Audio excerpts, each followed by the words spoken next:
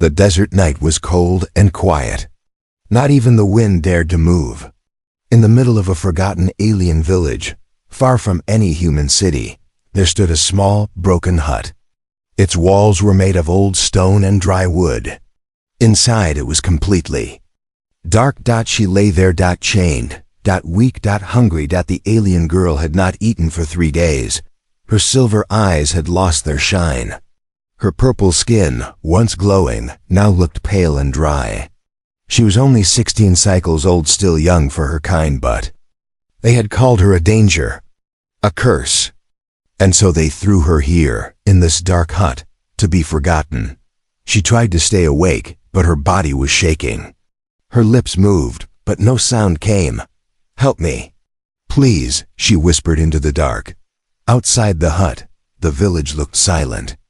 Most of the aliens had already gone to sleep, thinking she would die soon. No one cared. No one looked back. But far away, in the hills beyond the sand, someone did hear her. Jason Griggs was human. He had crash-landed on this planet only 2 days ago.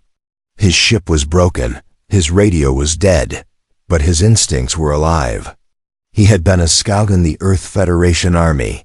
He knew how to survive. As night fell, he walked quietly through the fighty sands, searching for food, water, or signs of help. Then he heard it. A voice, very soft, very weak, like a ghost. Jason stopped. "What the hell was that?" he whispered. He turned his head and followed the sound. His boots crushed the sand.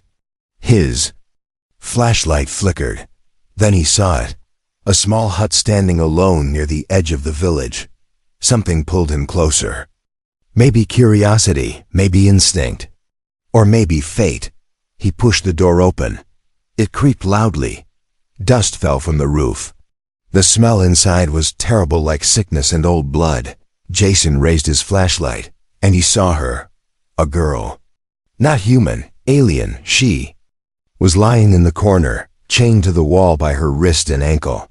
Her long white hair was messy and full of dirt. Her body looked thin. Too thin, but her eyes were open. And they were staring at him. Jason took one step forward. She didn't scream. She didn't move. She only blinked. He knelt beside her.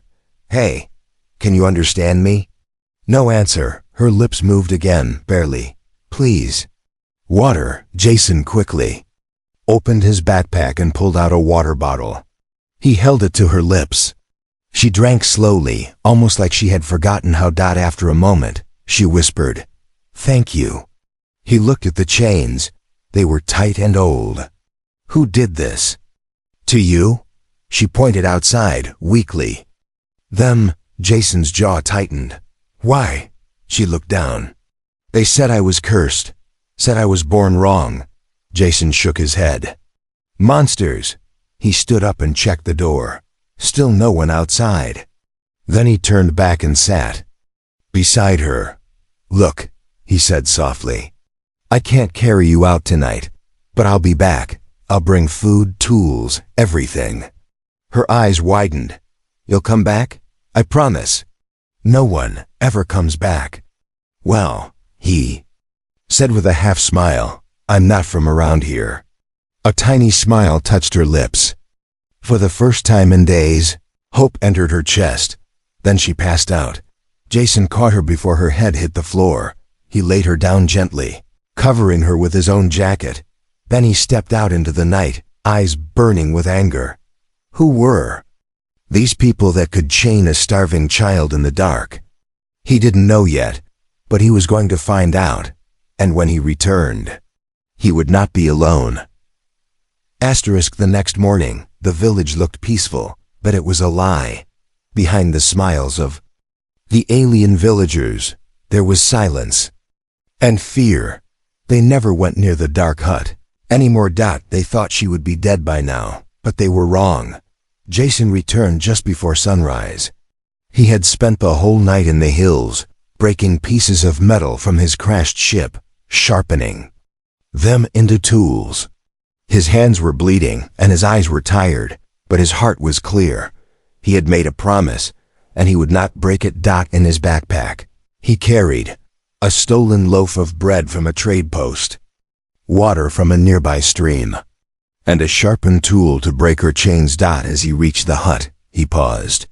Something felt different. He pushed the door open slowly. She was still lying on the ground, but she was awake and waiting. Her silver eyes opened the moment he stepped inside. Not with fear, but with trust. That one look, just a glance, hit Jason harder than any bullet. She had believed him. He walked in, sat beside her, and offered the bread. She looked at it like it was gold, but before she touched it, she tore a small piece off and offered it back to him. He blinked. "You want me to eat first?" he asked. She nodded. "So I know it's not poison." Jason smiled and took a bite. "Smart girl." She smiled back and began eating slowly. Every bite brought her back to life. Her hands stopped shaking. Her voice became stronger. "My name," she said softly, "is Serena."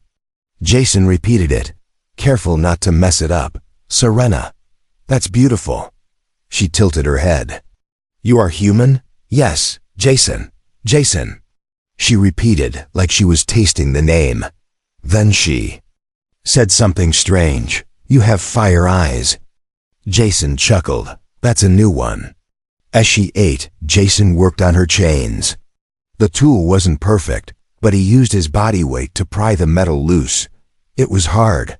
The chains were ancient. His hand slipped, cutting his palm. Serena gasped. "You're bleeding." "It's okay. Just a scratch." She reached forward and touched his hand. The moment her fingers touched his skin, Jason froze. Something warm, though, alive, ran through his veins. He pulled back, eyes wide. "What was that?" "I'm sorry," she said. "It's my people's gift. We sense pain. We try to take some of it." Jason looked at his hand. The cut had already stopped bleeding. Serena looked away. "That's why they fear me. I was born with too much connection." Jason whispered, "You're not cursed, Serena. You're a miracle."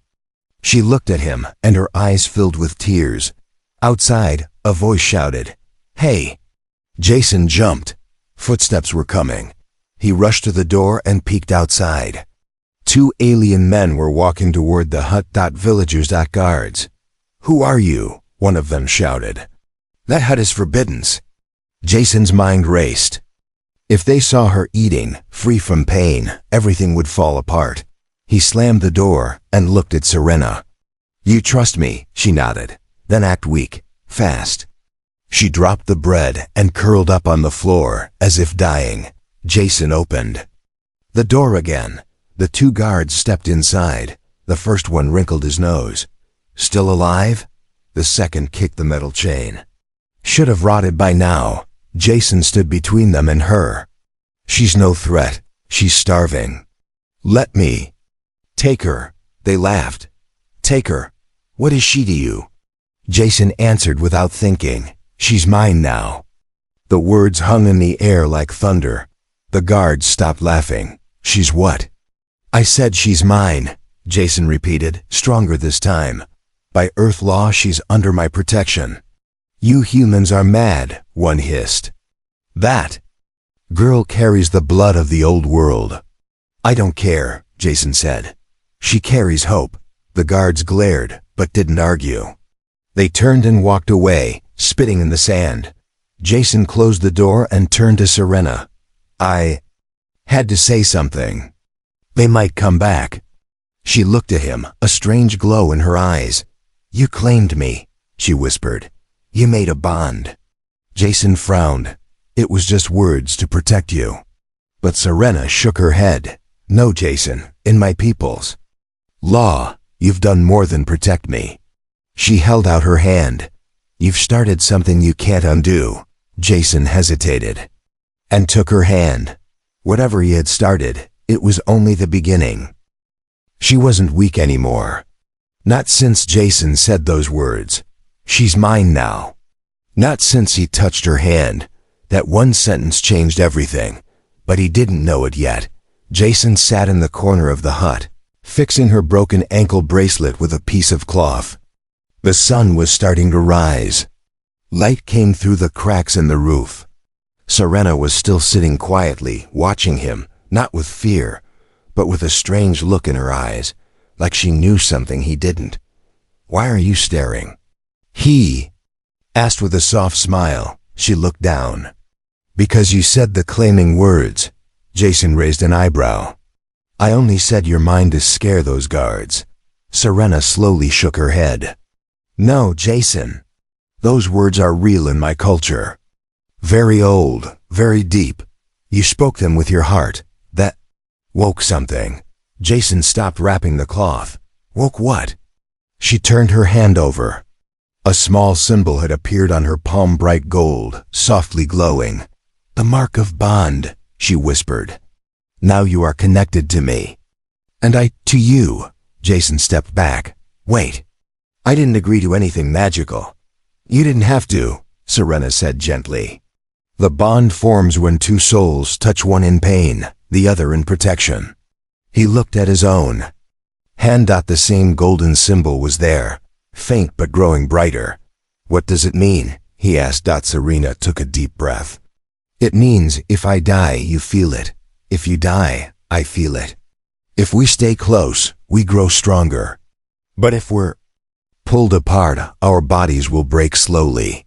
Jason stared at her. "That's insane." She looked down, her voice soft. "That's love in my world." Suddenly, there was a loud thud outside the hut. Voices, heavy boots. "Open it." Someone growled. Jason rushed to the door and peeked through the cracks. 3 armored aliens. Not villagers, soldiers. Their armor was black and red, and they carried energy weapons. One of them held a scanner. It was glowing. They found the bond mark. Serena gasped. "They're from the High Clan, my people. They sent hunters." Jason didn't waste time. He ran to her and pulled her up, wrapping her weak arm around his shoulder. "You can't fight them," she said. "I'm not planning." "T.O.," Jason replied. "We're escaping." The door broke open with a blast of light. Jason threw a small flash bomb he made from his ship's battery. It exploded and light filled the hut. The soldiers shouted in pain. Jason kicked one in the leg, sending him crashing down. Then he ran through the back wall of the hut, where the wood was weak. It shattered. Sand flew everywhere. He held Serena close and ran through the alley between huts. Villagers peeked out, but no one helped. They were too afraid. Behind him, the soldiers shouted, "She carries the seed. She must not leave the village." Jason and Serena reached the old well near the outer wall. "Down there," she pointed. "There's a tunnel." Jason helped her climb inside. The tunnel was narrow, dark, and cold, but it was safety. He dropped in after her and closed the stone lid. Darkness. Silence, not only their breathing. They sat there, in the tight space, heartbeats racing. Jason whispered, "What's the seed?" Serena hesitated. "I didn't want to tell you. But now you've claimed me, you must know." She turned to him, face glowing in the dark. "My people are dying. I'm the last carrier of the seed. It's in my blood. It can restart our future." Jason's eyes widened. "So that's why they locked you away. You're the key to saving your species." She nodded slowly. "But they fear change. They fear what I'll create if I choose someone not from our bloodline." Jason swallowed hard. "You mean me?" Her eyes locked onto his. "Yes, Jason. The bond chose you. You didn't just save me. You changed the future." Jason leaned back against the tunnel wall. So much had changed in just one day. From a broken hut and a starving girl, to magic, hunters, and a destiny he never asked for. But he looked at her glowing, brave, and gentle. And he didn't feel fear. He felt ready. "We'll make it out of this," he said. "Together," Serena smiled. "Then the bond is real. And now, we're not running anymore." Jason nodded. Tomorrow, they would fight. Jason woke up sweating, not from heat, but from the dream. No, the vision. he had seen flames in a black sky, a throne made of bones, and Serena standing in front of it with her eyes glowing gold, her voice calling his name again and again. He opened his eyes inside the tunnel. It was still dark, still quiet. Still real. Serena was curled beside him, breathing softly, but her skin glowed faintly, just like in the dream. He looked down at his hand. The mark was brighter now. Pulsing. Alive. Jason whispered, "What the hell is happening to me?" Suddenly, Serena stirred. She sat up and placed her hand over her chest, breathing fast. "You saw it too?" she asked quietly. Jason stared. "The throne? The burning sky? You called my name." Serena nodded, eyes wide. "The bond is evolving, faster than I expected. You're starting to see what I see." Jason stood up, pacing. "This wasn't supposed to happen. I just wanted to save a girl locked in a hut, not get tied to a dying species with visions and glowing hands." Serena looked at him sadly. "You can break the bond, but only if I die." Jason froze. Silence filled the tunnel again. "Then I guess we're stuck," he said, half laughing, half serious. But then he sat beside her. Quietly. Closer. Later that day, they reached the end of the escape tunnel. It opened into a deep canyon outside the village. The red sun was rising, lighting the rocks in gold. Jason helped Serena climb out, but the moment she touched sunlight, her body reacted. Her mark flared, and so did his. Jason dropped to one knee, clutching his head. It was like a fire had lit inside his chest. He could feel something unlocking, but it wasn't pain. It was strength. Memories flooded his mind. Not his. Hers. Her mother, her people. The great city in the clouds that once ruled the stars. The war that broke them. The fall, the betrayal. Jason gasped and looked at her. You showed me everything." Serena nodded. "You're becoming part of the line now. The seed responds to you." Jason stood slowly. "I saw your home. It was beautiful," she whispered.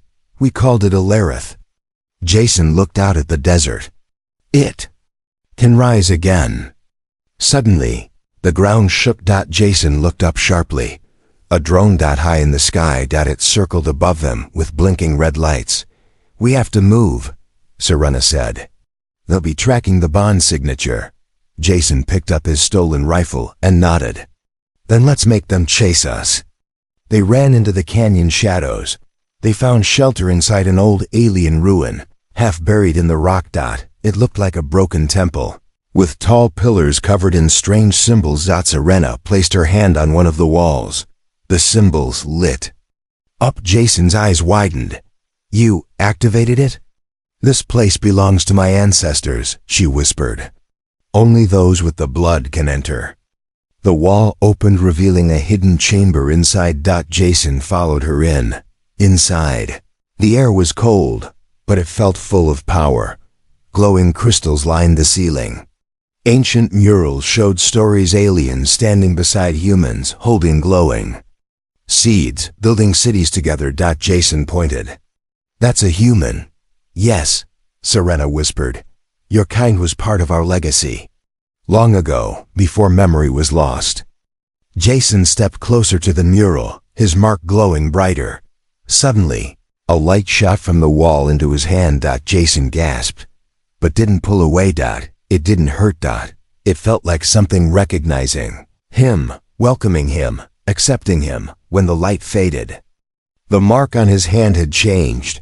Now it looked like a complete circle, with lines stretching outward like roots. Serena fell to her knees. "It's real," she whispered. "The prophecy. The human flame." Jason helped her up. "What does it mean?" "You are not just my bond now," she said slowly. "You are the carrier, the one who will decide if the seed grows or dies." Jason blinked. "Me? I'm no chosen one. I'm a crash survivor with a rifle and a backpack." Serena smiled. "Sometimes the flame doesn't choose kings. It chooses protectors." Jason stared at the new mark, heart pounding.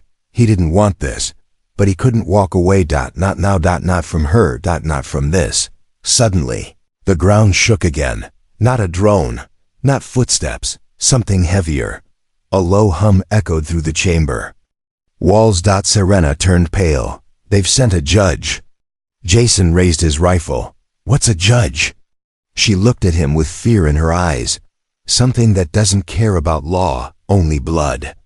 Jason's jaw clenched. Then let's make it bleed.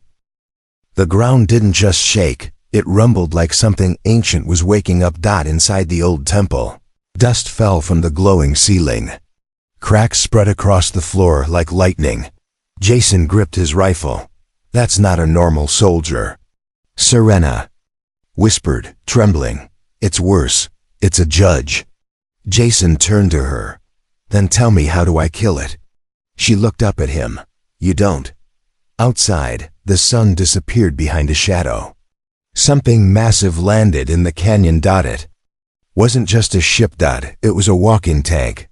A two-legged judge-class hunter unit, black as night. 10 feet tall, red lights on its face. Its voice roared through the rocks like thunder. Relinquish the seed. or perish. Jason peeked from the temple entrance and cursed under his breath. It wasn't alone. Drones buzzed in the air like angry wasps. Soldiers dropped from the walkers' sides, armor shining red.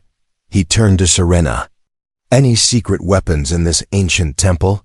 She placed her palm on a crystal node. It blinked, then died. No power left, she said.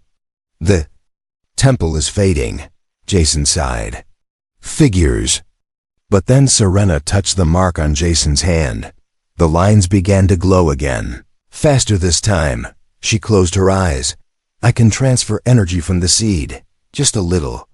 Enough for one blast. Jason nodded. Do it. Outside, the judge raised its arm. A cannon unfolded from its shoulder. The soldiers moved in tight formation. Inside, Jason felt fire spread through his arm. His rifle began to glow. The energy flowed into it, heating the metal, sharpening his focus. He kissed her forehead quickly. Stay down. Then he ran out. The judge aimed. Jason fired first. A massive bolt of golden energy exploded from the gun, ripping through the lead soldiers. Two fell screaming, their armor melting. Jason ducked behind a stone, heart racing. That was new, he muttered. The drone surrounded him instantly. Tiny but deadly, with sharp plasma blades. Jason rolled as one dived toward him. He grabbed it mid-air and slammed it into the ground, crushing it under his boot. Another came. He shot it mid-air, but there were too many dots. Suddenly a pulse rang out behind him. Serena stepped into the light. Her hands glowed. She had unlocked her own power. The drones froze mid-air and exploded. Jason blinked in awe. I thought you said you were weak. She stepped beside him. I said I was chained. The judge roared and fired its cannon. Jason grabbed her and rolled behind the temple wall as the blast hit. Boom! Half the ancient wall shattered. The mark on Jason's arm burned. Serena groaned beside him. The bond. It's too strong now. If you die, I'll die too. Jason smiled. So I better stay alive, huh? He peeked around the corner. The judge was charging up again. Then Jason had an idea. Can you distract it? Serena nodded. She stepped into the open canyon and raised her hands. Glowing wind whipped around her. Her white hair flew like a banner. I am the last of Ilarith, she shouted. The judge turned to her. Scanning. Jason ran. He climbed the cliff beside the temple using old vines and rocks. Halfway up, he almost slipped, but the mark pulsed and his strength returned. He reached the top. A broken spear launcher sat buried in dust. Jason pulled it free. He aimed. The judge locked on. Serena and fired. Too late. Thump. Jason launched the spear. It hit the judge in the neck joint. A bright explosion followed. Metal flew everywhere. Judge staggered, then fell. Silenced. Then cheering. The villagers had come out of hiding. They stood at the edge of the canyon, staring. The girl they once locked in a hut had just helped destroy a hunter. One of the old men whispered, "She carries the fire." Jason climbed down. Serena was kneeling, breathing heavy. Jason pulled her into his arms. "You okay?" She nodded. "Just tired." "But we won." He smiled. "You sure?" "Because that felt like the easy part." She gave him a weak laugh. Then, her face turned serious. "The High Council won't stop. They'll send more." Jason looked toward the burning wreck. "Then we don't stop either." He helped her up. They walked past the judge's smoking body. The villagers parted to let them pass, not as outcasts, but as something else. A spark had started. The old world was waking, and they were its fire. The village had never been so quiet, but it wasn't peace. It was fear. Just wearing a new mask. Serena stood in the village center, barely able to stand. Her face was pale, lips dry, but her eyes glowed like stars. Jason stood beside her, rifle on his back, fists clenched. They had survived the judge. They had returned. But now they had to face the people. The same people who once left her in the dark hut to die. One by one, the villagers came out from behind doors and tents. Elders, children, traders, warriors. All of them. No one spoke. Until one old woman stepped forward. "You bring fire," she said to Serena. "But fire can burn." Another stepped up. "You carry the seed." "But it's bonded to him," he spat, looking at Jason. "He's an outsider, a human." Jason took a step forward. "I didn't come here to fight your village. But I won't walk away from her." He looked around. "I saw what you did. I saw how you locked her up. You called her cursed. But I saw the truth." Serena turned to face the crowd. Her voice was soft but clear. "I am not your enemy. I never was. You feared my power, so you chose to bury me." She touched her chest. "But power doesn't mean danger. It means choice. And I choose to protect." The old man stepped forward. "Again, then prove it." Jason's eyes narrowed. "How?" The elder raised his staff. "There is one way. A ritual stand. If you want to keep your bond, if you want to protect her, you must face our champion. In front of all." Jason looked at Renadot. She whispered, "You don't have to." "I do." He stepped forward. "I'll fight." The arena was a dusty ring in the middle of the village, simple, silent, surrounded by watching eyes. Serena stood at the dusty ring in the middle of the village, simple, silent, surrounded by watching eyes. Serena was a dusty ring in the middle of the village. Edge, holding her breath, Jason stood barehanded inside the circle. He had removed his armor. Only the glowing mark on his arm remained. Across from him stepped a tall alien warrior, muscular, scaled, with burning yellow eyes and twin blades on his back. "I don't hate you, human," the warrior said. "But I must follow the law." Jason cracked his neck.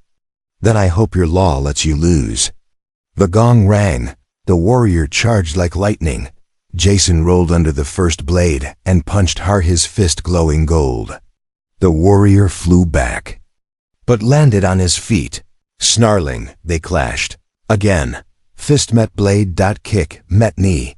Blood hit sand. The crowd watched in silence. Serena clutched her heart.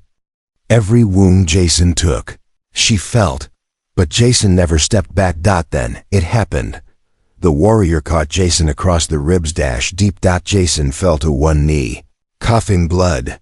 The crowd gasped. The warrior raised his blade for the final strike. But Jason looked up, eyes blazing. He whispered, "You're not fighting me alone." The mark on his arm exploded with light. A blast of golden energy knocked the warrior back. Jason stood, face bruised, ribs broken, but unshaken. "I'm not here to win your approval," he growled. "I'm here to stand for her." He walked to the warrior, who now knelt, breathing hard. Jason offered his hand. "Your law says I must fight, but my bond says I must protect. even from you." The warrior looked at the hand and took it. The village was silent. Then a slow clap from the elder. He nodded. "Your bond is real. Your stand is true." He looked at Serena. "You may rise, child of fire." Jason collapsed beside her outside the circle. She placed her glowing hand on his wound, tears in her eyes. "Why do you keep doing this?" she asked. "Because," Jason said, smiling weakly, "I never walk away from someone the world tries to throw away." She laughed softly. "You're going to be the death of me. Maybe, but at least I'll die beside you." That night, they didn't sleep in a dark hut. They were given a home. Food, water, respect. The villagers still feared what was coming. But now they had something stronger. Hope. The mark on Jason's arm faded softly in the moonlight, but it pulsed with one clear message: this is not the end. It's only the beginning. He stood at the edge of the cliff. Below him stretched the endless desert. Above, the stars blinked silently. Watching. Behind him, Serena waited. Tonight was not about battle, not about survival. It was about choice. His. A ship waited nearby, half repaired, its engines humming low. Jason had worked for days with the villagers to fix it. They had offered parts, fuel, even guidance. They said, "You saved us, now go home."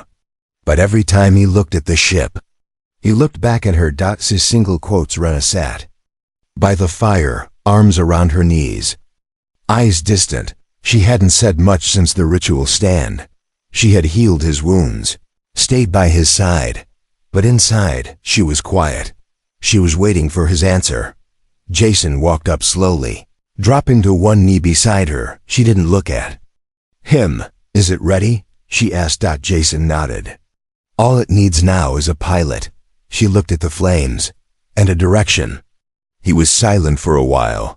Then he said, "You're afraid I'll leave." Serena closed her eyes. "You should." Jason blinked. "What?" "You don't belong here, Jason. You were meant for stars, not sand. I was just a detour, a broken signal." Jason looked at her. "Is that what you think you are? A detour?" She didn't answer. So he kept going. "You were a voice in the dark, a whisper I couldn't ignore. You were light in the middle of my worst crash, and you gave me something Earth never did." She turned slowly. "What? Purpose?" Silence again. Then she said the words she had buried deep. "I can't ask you to stay. Because if you stay, we'll be hunted forever." Jason shrugged. "We already were. And if you leave," she whispered, "I'll understand. But I won't survive." Jason took her hand, glowing with the mark. "Serena," he said softly, "I didn't just find you, I chose you. Even when the world didn't. That bond wasn't an accident." Her lips trembled. "Then choose now." He stood and looked between her and the ship. He could almost hear Earth calling him. Oxygen, cities, coffee, home. But when he looked at Serena, he saw something stronger than home. He saw a future. Walked to the ship, opened the hatch. She turned away, but then he pulled something out. Not his bag, not gear. The flight core. He threw it to the ground and crushed it under his boot. Serena gasped. The ship lights died. Gone. Jason turned to her with a grin. "Guess I'm staying." She ran to him, eyes full of tears. You broke your only way out." "I did," Jason said, "because I already arrived." She laughed and cried at the same time. "You're an idiot." "I'm your idiot." They hugged tight, desperate. Real. The stars above burned brighter, as if watching a story reach its end. But it wasn't. That night, the village lit up for the first time in years. Not with fire, but with life. Songs were sung. Drones became fireworks. Children danced. Jason and Serena sat at the center, not as outcasts, but as leaders. The mark on their hands now formed a full circle. Glowing steady. One of the elders raised a glass and said, "Tonight we celebrate a human who did not run, a girl who did not break, and a bond that could not be unmade." Later, as the fires died down and stars filled the sky again, Jason and Serena walked to the old temple. She placed her hand on the stone wall, and it opened. "Something's changed," she whispered. Inside, the glowing roots on the walls pulsed in time with their heartbeats. The temple had accepted him. A new mural appeared. Two figures, one alien, one human, standing hand in hand, holding a seed that grew into a tree, touching the stars. Jason touched it. "That's us?" Serena nodded. "It will be." And so it began. Not with ships, not with war, but with a choice, one human. One girl left to die. And a bond stronger than blood. Their story wasn't about saving a world. It was about choosing to love the one the world tried to forget.